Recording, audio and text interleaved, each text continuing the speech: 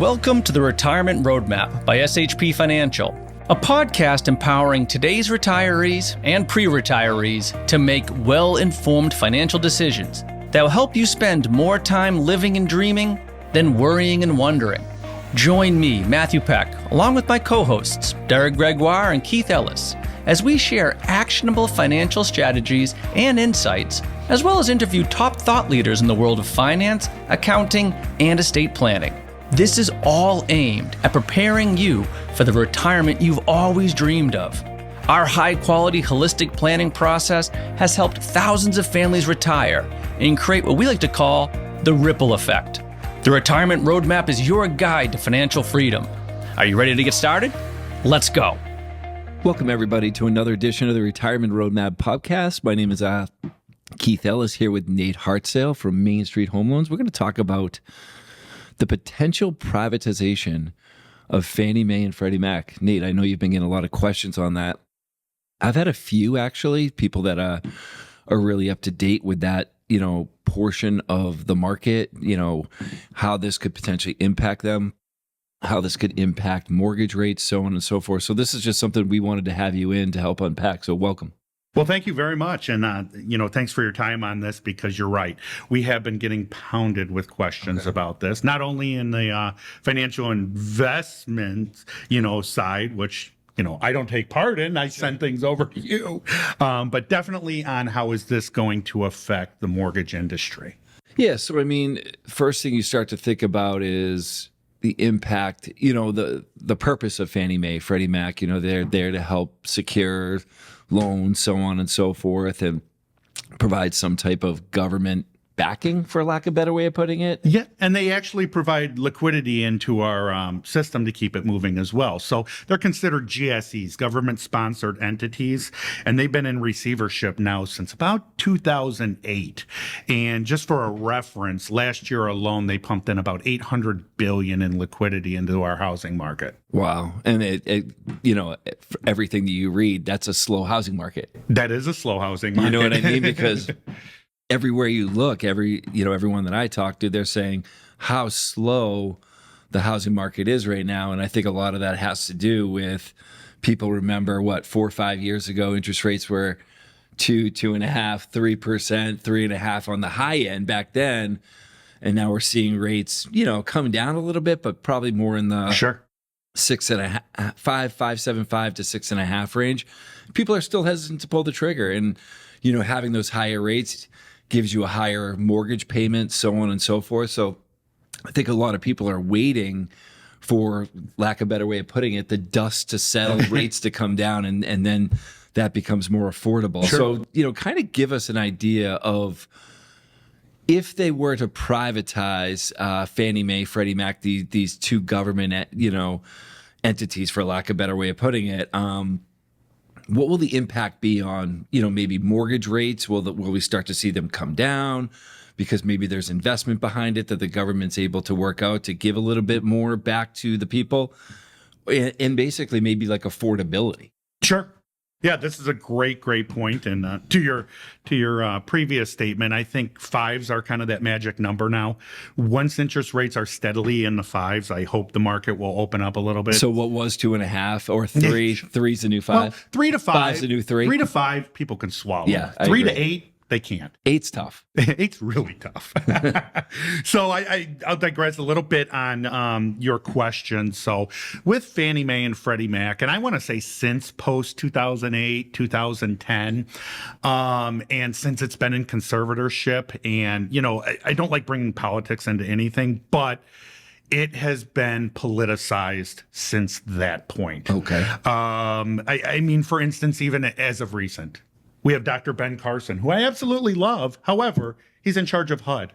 We were putting political figures in professional positions. A hedge fund doesn't put, your garbage man in charge. Right. I get you. And not that he's a garbage man, but, it's just politicized, and we're appointing people in positions instead of, the best person for the job. So I think if it is privatized, that will change overnight. Why? Because it will become ran like a business, like a true business, like a true hedge fund, based off profitability. It will be risk-based, more so. So our previous administration under Biden, no matter what your feelings are, let's face it, it was ran with, we had waivers of income. So we were catering to lower income borrowers. We had grants. We were taking on riskier loans. We were charging less. For instance, say FHA. Yes. Okay. You can go under a 580 credit score. Like that means you pretty much never paid a bill. Wow. And you can have 3.5% down payment and get a grant for that 3.5% down payment. So let's face it. If you were going to lend your money, that's risky, right? To lend somebody money like that.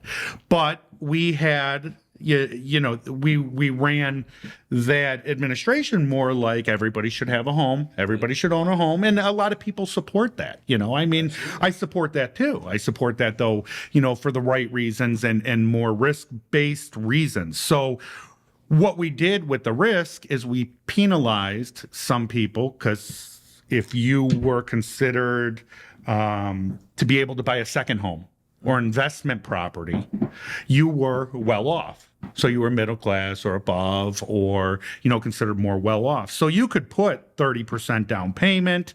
You could have an 800 credit score, but Fannie Mae and Freddie Mac at the government direction decided to put a 300 to 400 basis point hit on those interest rates. Why? Because it leveled out the other end of the spectrum. Because your higher risk borrowers had to be offset with something. So there you go. Yeah. We kind of penalized the second home market. We penalized the investment property market. So with the current administration now, some of these programs may go away. We would become more risk-based. So instead of being, a riskier borrower, paying a lower interest rate, making it more affordable, lower mortgage insurance, your rates will go up. If you are a very good borrower, 40% down payment, 20% down payment, 800 credit score, you're going to reap the benefits. Yes. You're going to get a better interest rate. So everything will become risk-based from the top down. Like I said, some people may believe in that. Some people may not, but we kind of have to roll with what administration and, what their agenda is in office at the time. So this is just some of my insights on that. But I think if they were prioritized, we would see lower rates on second homes, lower rates for great borrowers, lower rates on investment properties.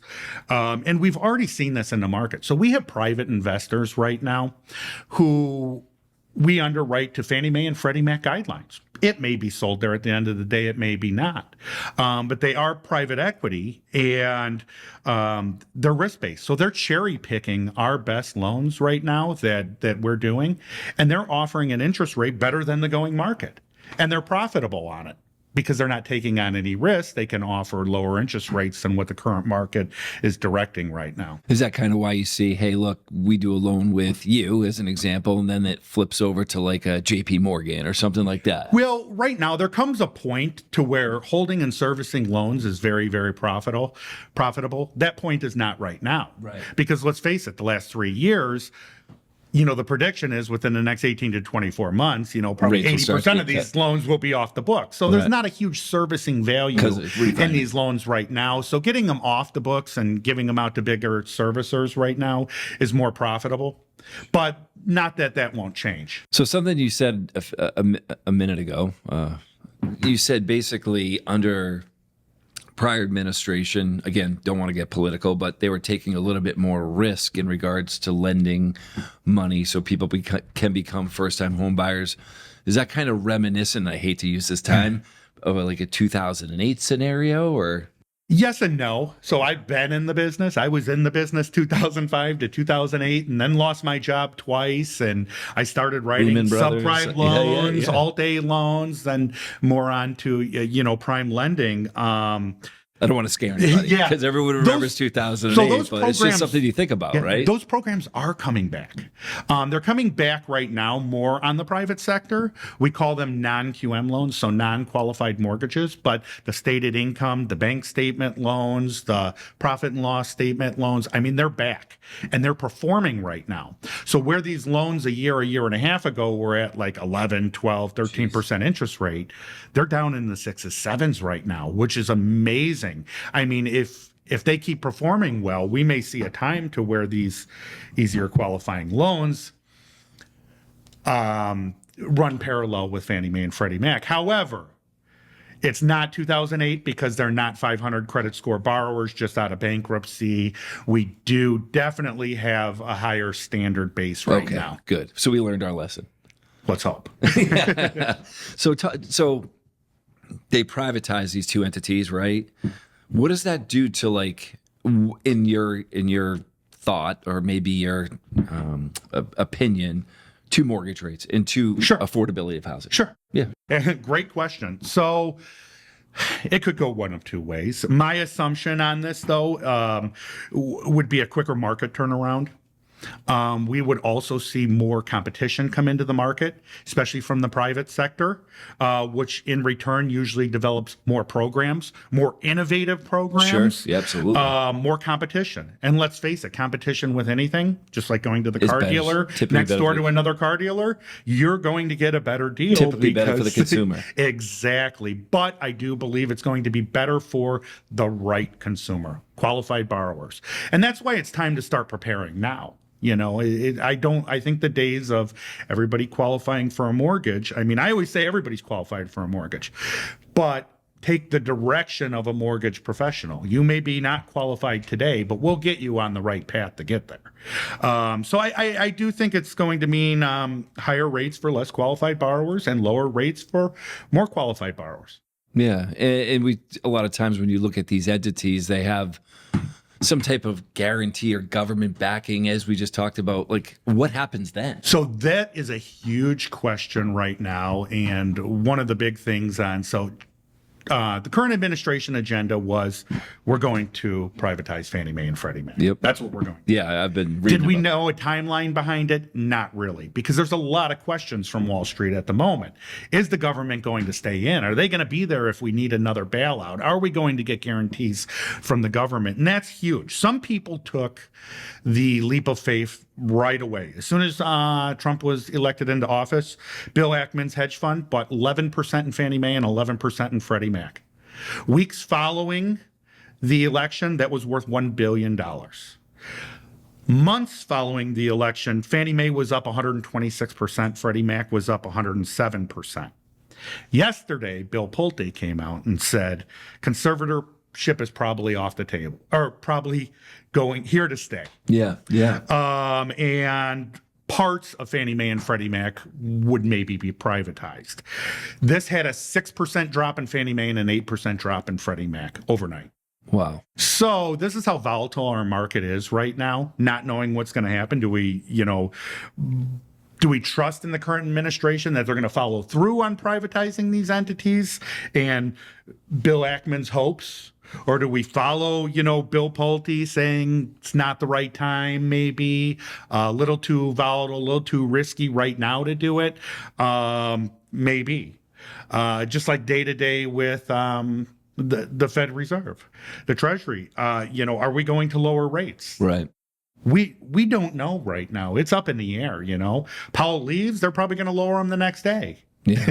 Yeah. I mean, you see the pressure on a daily basis from the president trying to, but I believe in an independent Fed personally, and they have to act independently for the betterment of, keeping inflation intact. And we're starting to see, in my opinion, inflation come down, cost of living come down, which is a good thing, right? Sure. I mean, obviously, if the dollar goes farther, it's better for everybody. So, what are your thoughts on the privates? Is it, if I'm a person, let's do this two ways. If I'm a person that is coming to get my first home, is the privatization of these two entities positive, negative, and let's take it a second step.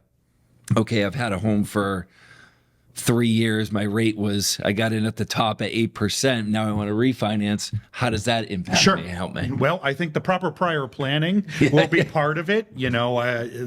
Really look in the mirror, reflect. Am I a good borrower? Do I pay my bills? Yes. Am I credit worthy? Because this will have a big play on it. Now, I do think if they do privatize, the market will turn around quicker. Not that we're not on the path to turn around. We're just looking for speed. So we either have to look at this as hype right now with the volatility in the market, or are we going to follow through with it? And nobody really knows at the time. But I do think, first time home buyer programs, I think they're here to stay. Yeah. I think they are, but I think they're here to stay for the right people on the right path as well. As far as interest rates, I'm still a firm believer. We're a little slower than we wanted on this turnaround. Sure. I think we're a little slower than the administration wants on this turnaround right now. But I'm still a firm believer in the next 12 to 18 months, maybe 24 months max, we're going to see that relief.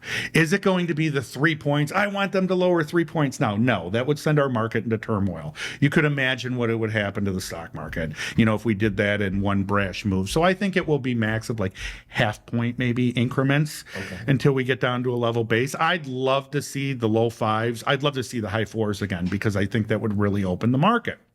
Now, that can also go two ways, because we're actually seeing a completely different market right now in Boston than we are in Chicago, than we are in Washington, Oregon, California, New York, parts of Florida. I mean, these markets right now are flat markets, if not, I don't want to use the word declining, but we have an office in Virginia right outside of D.C. Now, 40% of all the offers accepted in the last month had some type of seller concession, meaning the seller's doing a price reduction, giving them closing cost credits. And their market usually runs pretty parallel to like the Boston locale. I'm still seeing over asking. I'm still seeing multiple offers. I'm a firm believer it's because of the tech, biotech, medical, colleges. We have something keeping the people here and keeping them here after their education. We have a strong job market. Yes. So it's affecting our market a little bit different than the rest of the U.S. So it's very hard to correlate our market versus a different market. Well, I agree with you. Rates, I hope rates come down, because I think it just opens up the market that much more for new buyers, or for potential people to maybe upgrade. Maybe they've had 2 children, 3 children, but they're stuck in a smaller home because their rate's 2.5%, 3%. Why would you want to give that up, right? You know what I mean? And go take a mortgage at 5.5%, 6%. You know what I mean? So I think, the old mortgage rates have kind of handcuffed sellers. We still have about 20 million homes in the U.S. that need to turn over. Right. Between baby boomers, empty nesters who just want to move back to the city. I see a lot right now in these big homes. And the younger generation, either the affordability being priced out of the market, living at home right now. We have to turn these over, and we know we need to. We don't want to turn them over overnight with 20 million homes of inventory on the market, because prices would plummet. Yes. But if we do it in the right factor, with lowering interest rates, I think we can keep prices stable or level prices off, which would be, definitely positive. If rates come down real quick too, and we have more buyers than sellers on the market, then prices go up again. So there's a lot of factors that could come into play, and most of it is speculation at this point. It just has to be done in the proper fashion, but we know we need some type of relief. Do you definitely think there's people on the sideline ready to go, though? I know there's a lot of people on the sideline just waiting for rates to come down. Exactly. So the buyers will be there if the rates come. I think the buyers will be there. Will the sellers, I guess, is the question. You know what I mean? Well, and that's the thing. Downsizing's huge right now, because we do have a lot of boomers and empty nesters, right? And they're in these big homes, and they know it's just too much right now. I see it every day in my line of work. There's a ton of equity in these homes. I mean, a lot of them are sitting back because that's their retirement. Right. And there's how do you get the money out of it? Obviously, sale. I've had a few clients in the last, since the beginning of the year, They live maybe on the North Shore. Now they want to move down closer to Plymouth, maybe like Pine Hills, or even they had a family home on the Cape. They want to take the money from up there, redo the home on the Cape, and that's going to become their new residence. So you're definitely seeing the shift. I'm seeing a shift now of first time in the job market, people starting families, people getting married. I see a suburb rush right now, and I've seen that on my end. And what I've seen is, like I said, the boomers, the empty nesters, kind of coming back to the city. Interesting. Downsizing in a condo in the city, getting rid of the big house. And that's what we really need to happen. That's what traditionally happened in this country. Right. I mean, so to kind of circle back on the privatization of these two entities, again, like timeline, like, how's this going to happen? What is the mechanism to do this? Sure. Kind of, I don't know if you could talk. No, I wish I knew the specifics completely behind that. That's above my pay grade. Okay. But opinions are good though, or thoughts. But I can tell you, it happened quickly. Let's put it that way. It was put into conservative very quickly. So the kind of bailout of Fannie Mae and Freddie Mac was fast, huge cash injection. Now, the years following, the conservatorship of Fannie Mae and Freddie Mac, they have been extremely profitable since. They have paid back the government everything that was borrowed and then some. Wow. So that is why I think the privatization right now would be huge. And that may be why also some of the government parts don't want to let it go, because it is so highly profitable. As far as privatizing it, I would hope it could be as quick as it was going into conservatorship. Because let's face it, anybody who knows anything about bankruptcy or court conservatorship, it's meant to be temporary. That's not meant to be a permanent solution to something. So I think we have to either make it a permanent government entity, or we need to privatize it. And, the legalities behind privatizing it, especially with regulation and public traded entities, that's, like I said, that's a little out of my realm. I don't know how hard or how easy that would be. I do like the idea of creating more competition, driving, like I said, I think it really just simply helps the consumer. But on the backside, you're right. It's like the compliance issues. You want to make sure, like right now, consumers are kind of protected. You want to make sure that protection still lies. Sure. So it's kind of, you want to have your cake and eat it too. Yeah. I do think our market is starving for competition right now. I agree. And to give you an example on it, I spoke a little bit earlier on non-QM loans, means non-qualified mortgage. So like I said, we started out 2-3 years ago, and they came into the market with higher rates. And, there were a bunch of names of investors I didn't know in the market, but we were writing them, we were writing their products. And now today I look at it, and we probably have 50 something investors, 100 and something different non-qualified mortgage products. And I look at our investor base now, JP Morgan, Morgan Stanley, Goldman Sachs, we're seeing some big names come into this market, and it's driving those interest rates down. So that is a private sector product. So we would hope that would fall true to Fannie Mae and Freddie Mac becoming privatized as well. Yeah, I mean, this has just been starting to be a little bit more of a topic of conversation.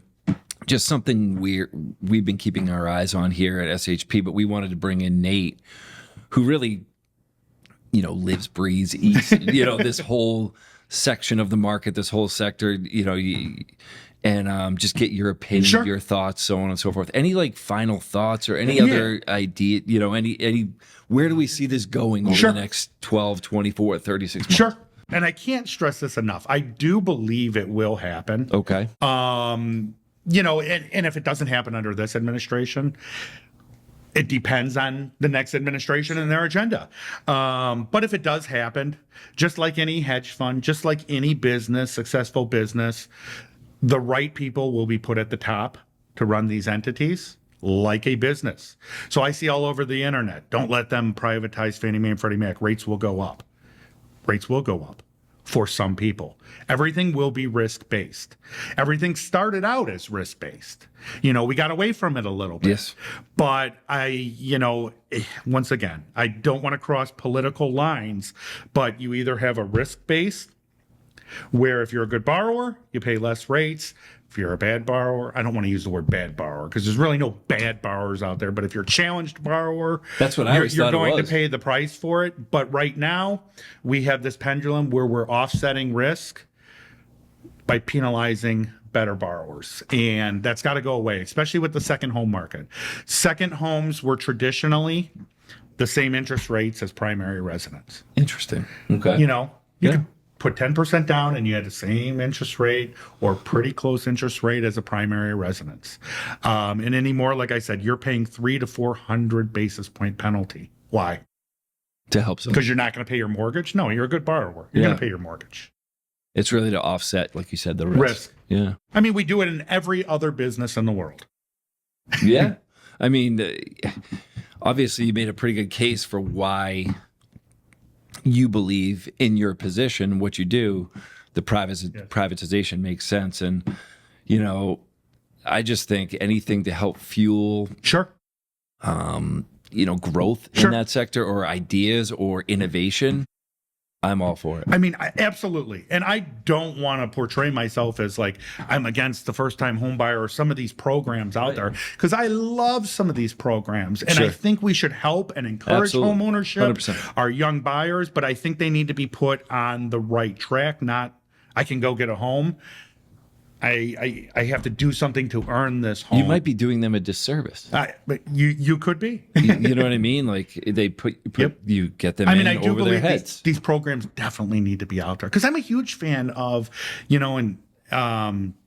like the student loan forgiveness if you do a public service position. I know we have them in Massachusetts for like 10 years and they're forgiven. That's great. Why? Because you're making less income, say, as an attorney, but you have these student loans and you're working for the court system, and you're actually earning the forgiveness of these student loans through public service. Yeah. Well, this has certainly been a pretty interesting topic, and as it's evolved, we'd love to have you come back and maybe speak on a little bit more once maybe there's a clear path as to which way this is going to go. But just wanted to thank you for your time and appreciate you coming in. Absolutely. Thank you for having me. Absolutely.